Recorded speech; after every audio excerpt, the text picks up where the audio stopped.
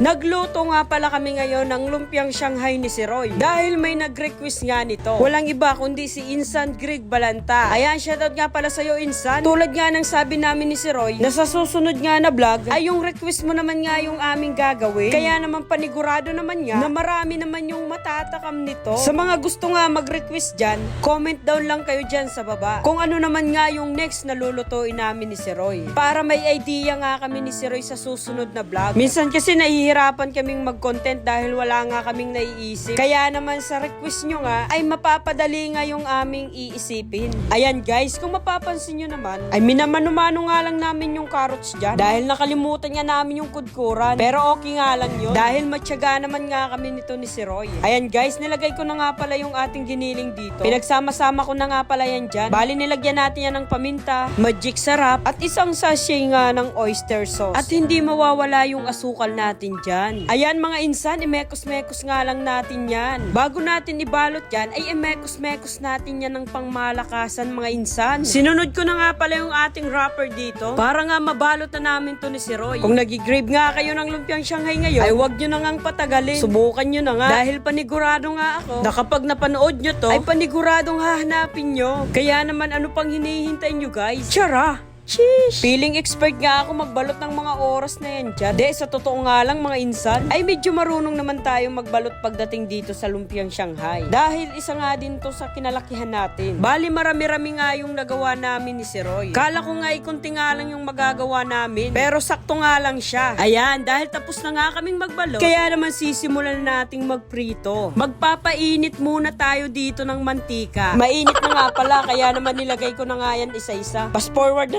natin to guys. Medyo mahaba-haba naman nga yung ating pagluluto. Kaya naman shortcut na lang tayo dito sa ating video. Para masimulan na namin to ni si Roy imukbang. Dahil sa amoy nga nito ay natatakam na naman nga kami. Ay kahit masarap nga to ay parang hirap nga din kaming ubusin to ni si Roy. Dahil medyo marami-rami nga to. Panigurado nga nito, ligtas nga yung pang-ulam mamayang gabi. Ayan, bali nakadalawang salang na nga pala ako dyan. Dalawang plato nga yung nabalot namin ni si Roy, kaya naman pagkarami-rami nga talaga. Bali tapos na nga pala kaming magluto, kaya naman ito na nga yung resulta. Hindi ko na nga pala sa inyo pinakita na gumawa nga pala ako.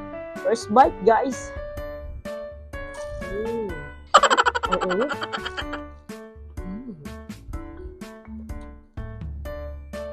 Napakasolid din. Lapit mo, pre. Pakita mo sa kanila. Hindi, no? Sige, oh. Subo.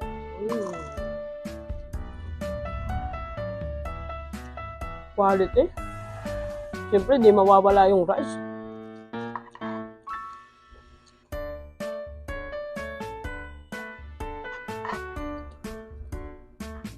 Napakasarap ah.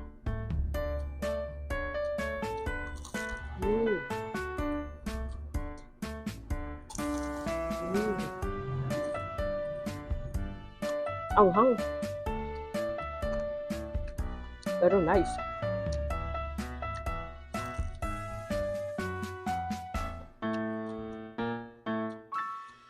So yung guys, tayo naman nga yung titikim ng request ni parang Insan.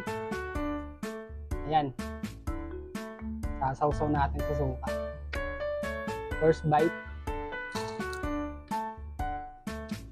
Talaga namang napakakasipin niya.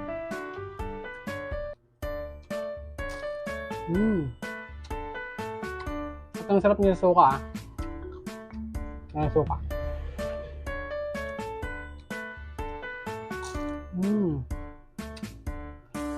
Grabe, ang sarap guys. Abay na rin ng kanin.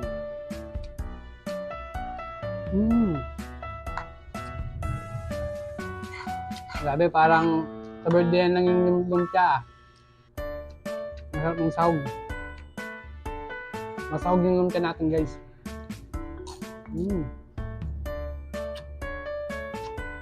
Grabe. Crispy. Habang kumakain nga dito si Roy, ay gusto ko nga ulit magpasalamat sa inyo sa walang sawang pagsusupport nyo lagi sa vlog namin ni si Roy. Thank you guys. See you on next vlog.